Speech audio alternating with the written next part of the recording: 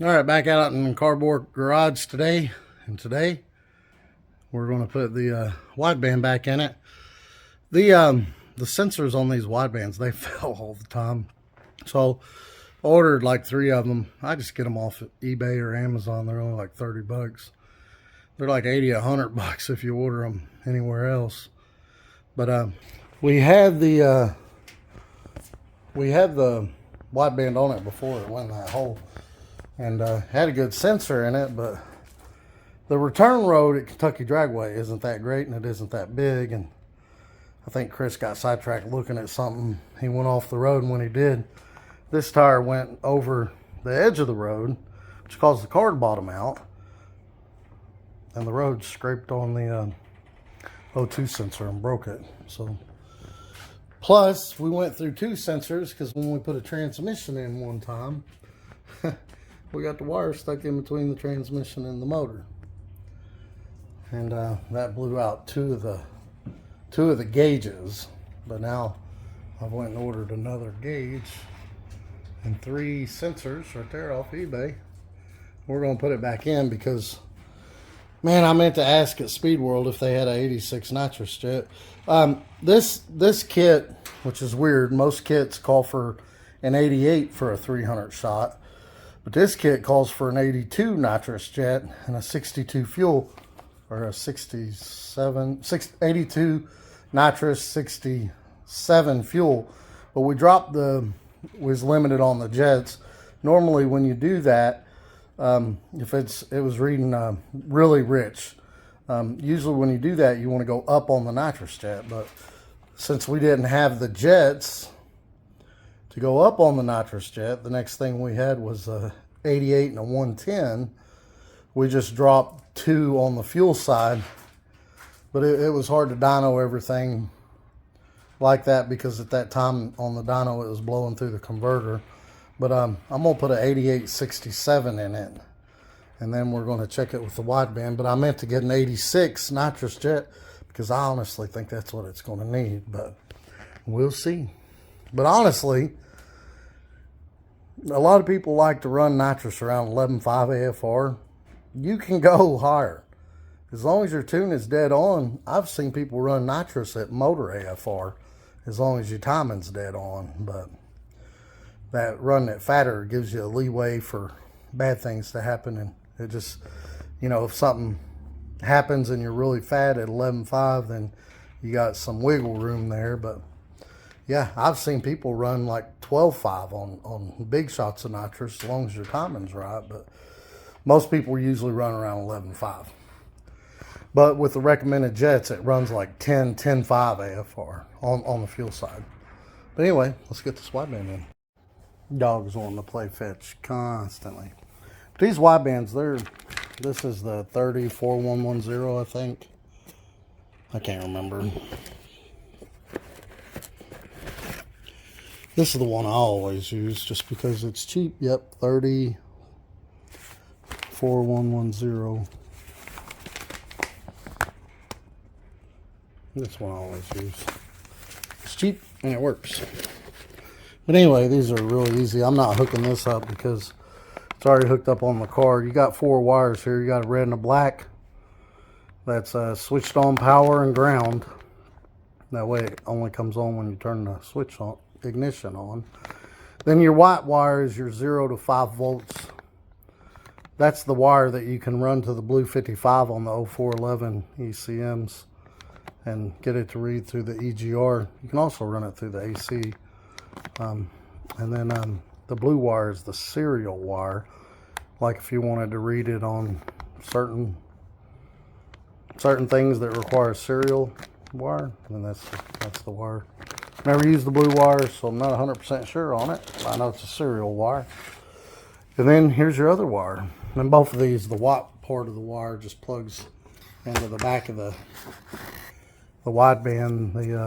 The 4-prong one plugs over here, and this big one, I don't know how many prongs it is, 6 maybe, plugs in right here on this side. And you can't mess up which way it goes. The prongs would go towards the top of it, like that. Okay. But anyway, this one just plugs into the wideband and then plugs into the back of the sensor right there. And this is the sensor. And there's the plug for that, and that plug just plugs into that plug. That's pretty much it. Alright, I just stuck the gauge through this side, and this little clamp holds it on with these 2 bolts. It just pushes up and pushes on that. Your hot wire, your serial wire, and your 0 to 5 foot reference, and the ground wire goes in this one, and the one that goes to the wideband goes over there. I ran that over there. And it also comes with this little piece right here. You drill a hole in the exhaust, you weld that in, that's what your wideband screws into. But they also make these little clamp looking things. I'm not sure if you can see that. Yeah, you just drill a hole and that clamp thing seals it and makes threads for the wideband. I'll get you a better picture when I get down there. I got way too much wire up here. I would cut and solder that, but I'm just going to zip tie it out of the way like he had it. We had a wideband on it before, but like I said, he went off-roading on the return road and broke it. And then we shorted out 2 of the gauges at $150 a pop. And that sucked because we got the wire caught in between the bell housing, transmission bell housing, and the motor. But and so I was just using that one on my car. I'd unplug it and put it on my car, and then put it back on his car. So I bought another one. That's why I'm doing all this. And this is a little screw-on piece Chris used. That seals it. Now, you want it about 4 to 8 inches behind the collector. And now you also want the sensor in the exhaust pipe like this. That way when condensation builds up on the tip of it, it drips out rather than going up in the sensor and eventually ruining it. But ours ain't like that because you're kind of limited on space. And then I do have some extensions for these I'm going to have to put back on because you need so much pipe after. I think you need 8 to 12 inches after where the sensor's at. So when we run the wideband, we have to put another piece of pipe on there. So pop that off and just screw it in the hole.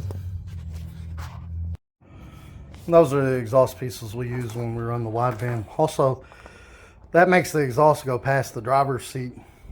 Some classes require the exhaust to go past the driver's seat, and some classes require full exhaust. And this car does have full exhaust, and it runs just as good with the full exhaust. It's got really nice mufflers on it, but sometimes when it wheelies, it drags the mufflers, or the tips, because it tips down by the rear end. Sometimes when it does a wheelie, it drags those, so we just leave those off. We put it on every now and then. If it's a class that requires the exhaust to go all the way to the back of the axle, then we put those on. But it's really easy to put them on. Just bolt them up, and there's 2 hangers back by the muffler. Easy peasy. You just gotta get the car off the ground. That's the hardest part. Well, I'm going to put those on. So I don't know if y'all noticed before, but the front end seemed like it come up a little quick on us. So I'm gonna get in here and tighten the rebound up just a little bit. And next up, we're gonna put some non-heat plugs in it. We run a 7 on motor and 150 shot down. We run 7s, but 250, 300, we run 9s. And I'm gonna gap these to about 28 to 30 thousandths. All right, got the Nitrous Jets in it. It calls for 82.67. But now on the dyno, we had to drop that one to 65 on the fuel side to get the AFR right. This time, I put an 85.67 in it, whereas before it had an 82 and a 65. So 85.67. See what that does. And we're going to put the GoPro right there to look at the gauges, and it'll tell us what the AFR is, and we'll adjust from there. Going in the track. Alright, got the spark plugs in it, 9 heat range. I'm going to start it up later and put the timing at 24 degrees. It's locked out. Just going to put it at 24 degrees. Not going to bore y'all with that. And then before I leave, I'm going to check the tire pressure. I'm going to put the rears at 14, the front's at 35. And I think that's pretty much it. Load it on the trailer and go. We're going to go down to London. It's about an hour and probably about an hour and 45-minute drive from here. We're going to race there because some reason Kentucky Dragway canceled it. It's only supposed to be a high of 42, so they canceled.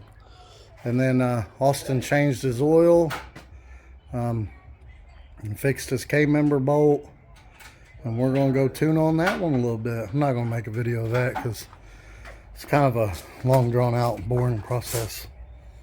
But y'all, we'll see y'all at the drag strip with Christopher Saturday, London, Kentucky. And should get a video out Saturday night or Sunday of how this one does on a 300 shot.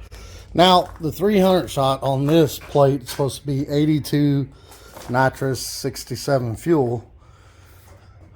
And most plate kits call for 88 nitrous jet for a 300 shot. I don't know.